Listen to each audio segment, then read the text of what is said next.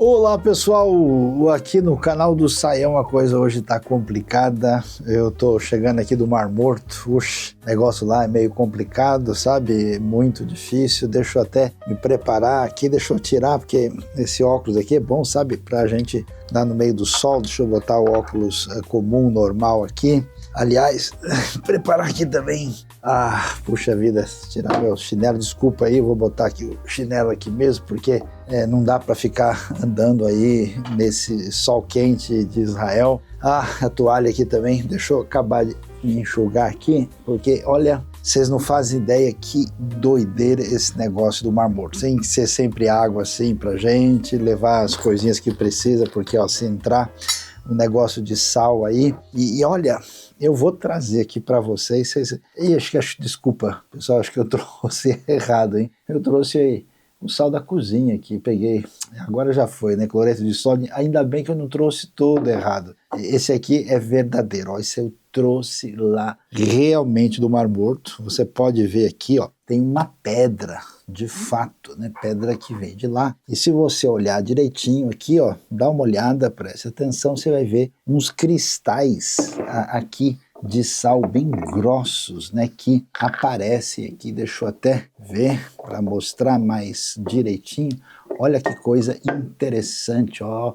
Dá uma olhada aqui para você ver que coisa interessante esse tipo de sal, tá vendo? Todo assim, diferente de um sal comum. Esse é o sal legítimo do Mar Morto, que aliás é o lago salgado e é o lugar mais baixo da Terra. Na terra de Israel, a gente tem ali uma falha geológica muito impressionante, chamada falha sírio-africana. Ela vem cortando desde o norte, e o famoso Vale do Jordão, exatamente onde está essa falha geológica. Então, por exemplo, nem todo mundo tem consciência, mas na Galileia, onde nós temos o Lago de Tiberíades, mais famoso e conhecido como, né, o Lago, né, de Genezaré, ou Mar da Galileia, lá nós temos 220 metros abaixo do nível do mar. Quando o Rio Jordão vem descendo, ele vai desaguar no Mar Morto. O Mar Morto, que alguns anos atrás tinha uma extensão de 80 quilômetros de norte a sul, hoje ele está reduzido para cerca de 60 quilômetros, está numa profundidade de mais de 430 metros abaixo do nível do mar. E ali é um negócio impressionante porque você tem um deserto, e é um deserto completamente árido, e na região em torno ali do Mar Morto não cresce nada. Esses sais aqui que eu mostrei para vocês, especialmente essa pedra, na verdade são mais de 30 sais diferentes, e a verdade é que cerca de 35%, de 33% a 35% do Mar Morto é formado por esses sais. Inclusive, lá em Israel se extrai uma série de minérios. Aí você entende, inclusive, aquilo que Jesus falou, né? Lembra que ele disse, vocês são o sal da terra, e se o sal ficar sem sabor, ele não serve para mais nada? Que sal é esse? Provavelmente o sal do Mar Morto. Porque na antiga Judéia, incluindo a região de Jerusalém, o pessoal trazia, né, esse sal que era apanhado com facilidade ali pertinho, né, na região ao norte do Mar Morto, já pertinho de Jericó, perto da subida para Jerusalém. E quando eles pegavam esse sal, eles utilizavam e acabava o cloreto de sódio. O cloreto de sódio fazia parte dessa quantidade misturada ampla de sais, e às vezes ficava só uma pedra de sal, mas que não tinha mais gosto para salgar a comida. Mas falando do Mar Morto, parece que está todo mundo preocupado com o Mar Morto. Eu vou até tirar o chinelo daqui para não atrapalhar mais, eu vou guardar o óculos, deixa eu ver o que mais eu vou fazer aqui, deixa eu botar o sal, porque pessoal, olha lá, eu não vou mais para a praia hoje, deixa isso aqui. A questão é a seguinte, o pessoal anda lendo Ezequiel e estão dizendo o seguinte, olha, o Mar Morto está diminuindo e agora nós estamos vendo o cumprimento de profecias de Ezequiel. Será que é isso mesmo? Onde estão essas profecias? Essa interpretação está correta? O que a gente está vendo lá é isso mesmo? Então, nós vamos olhar aqui e ver o que aparece no capítulo 47 do livro de Ezequiel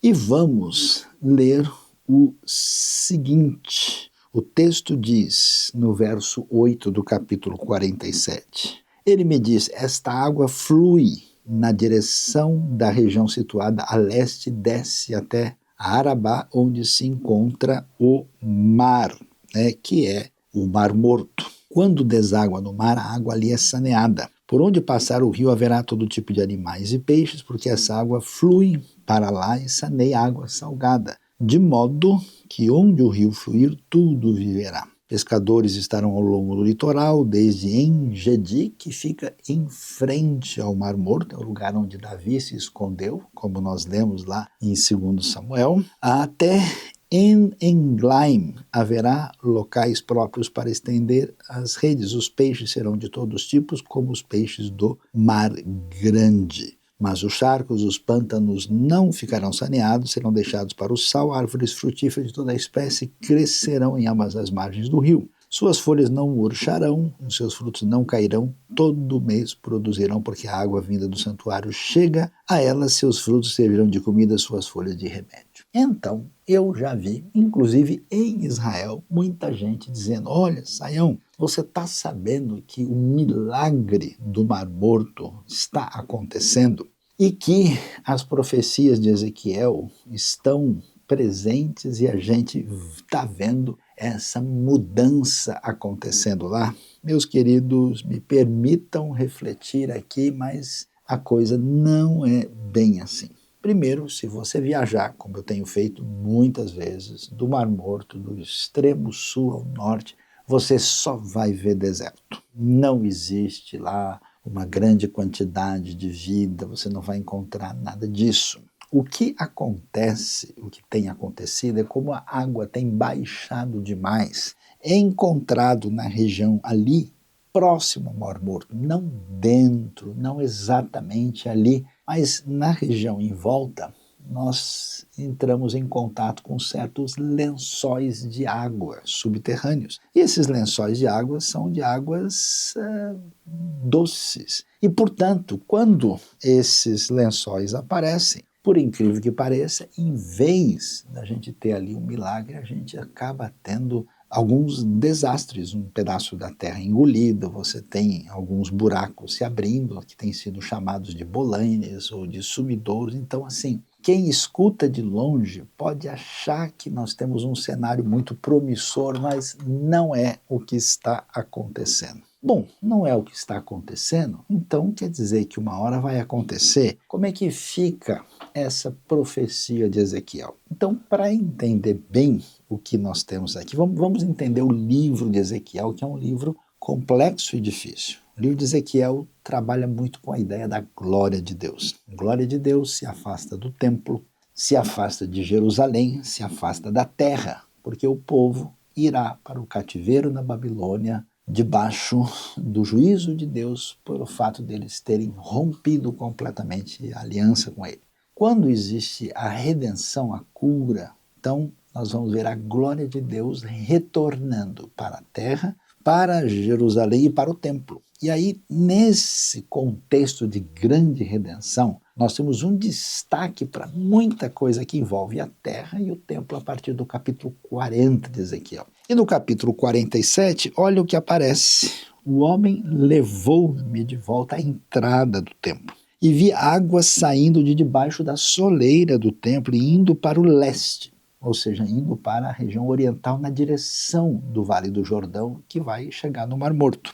Pois o templo estava voltado para o oriente. A água descia de debaixo do lado sul do templo ao sul do altar. Ele então me levou para fora, pela porta norte, e conduziu-me pelo lado de fora até a porta externa que dá para o leste, e a água fluía do lado sul. O homem foi para o lado leste com uma linha de medir na mão, enquanto ia mediu 500 metros e levou-me pela água que batia no tornozelo. Ele mediu mais 500 metros e levou-me pela água que chegava ao joelho. Mediu mais 500 e levou-me pela água que batia na cintura. Mediu mais 500, mas agora era um rio que não conseguia atravessar, que eu não conseguia atravessar porque a água havia aumentado, era tão profunda que só se podia atravessar a nado. Era um rio que não se podia atravessar andando. Ele me perguntou: filho do homem, você vê isto?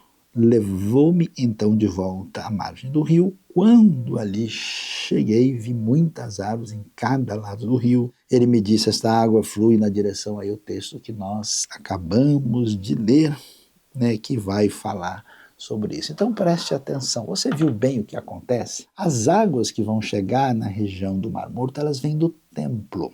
E elas saem do templo e vão aumentando até se tornar um rio. Então preste atenção, o templo de Jerusalém, a cidade, aí é preciso olhar a questão da geografia, ela está a quase 800 metros de altura.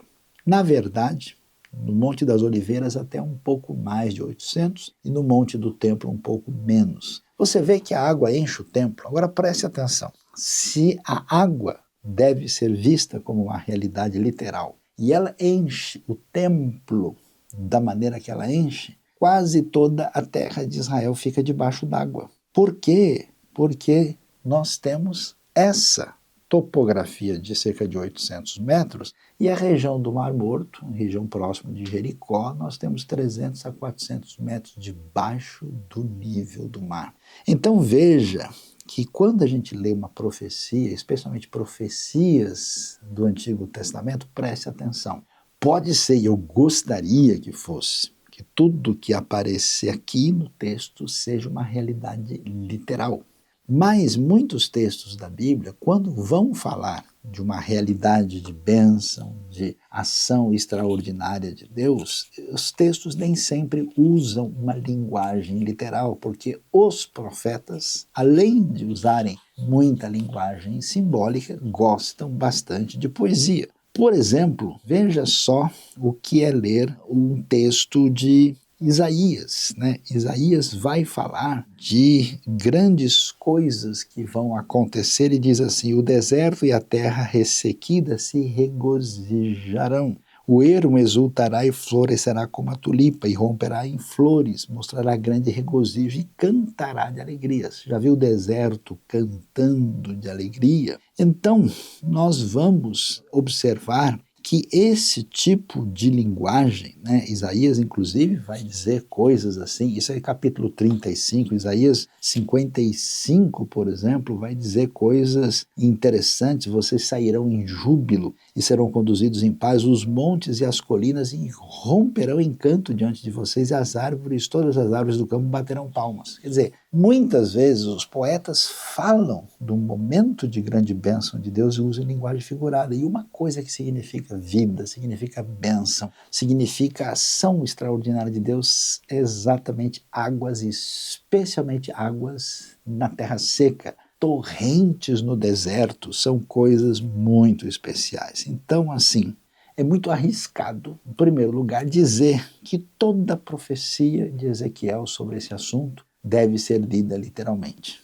Pode ser que ele está dizendo o seguinte, que a bênção de Deus, como uma água que se torna um rio, trará bênção e vida. Pode até ser mesmo que essa vida seja uma vida que se desdobre numa realidade de fertilidade, né? Inclusive, o texto até prossegue até o final, diz: todo mês produzirão frutos, porque a água vinda do santuário chegará a elas, seus frutos serão de comida, suas folhas de remédio. Né? Então, é arriscado a gente pensar desse jeito. Segundo, que a gente tem que tomar um certo cuidado para que qualquer coisa que parecer cumprimento de profecia, a gente não apressadamente achar que esse é o caso. Terceiro, olhando para a realidade do Mar Morto, por toda aquela região deserta, e para os pequenos lugares onde aparecem alguns buracos com um pouco de água doce de um lençol freático, e achar que nós estamos diante da profecia de Ezequiel, que está falando que essas águas vão sair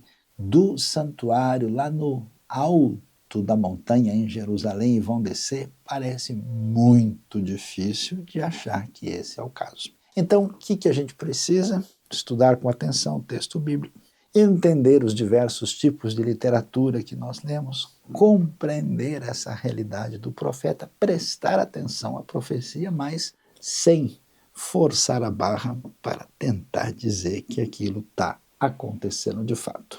Aqui é o Luiz Saião, que está diretamente aqui da água trazida com o sal do Mar Morto, trazendo explicação e esclarecimento nesse assunto de hoje, do nosso dia, que tem a ver com escatologia. Então, fique ligado com a gente, curta esse vídeo, mande para os amigos e continue em sintonia com a boa explicação com o nosso amigo Saião.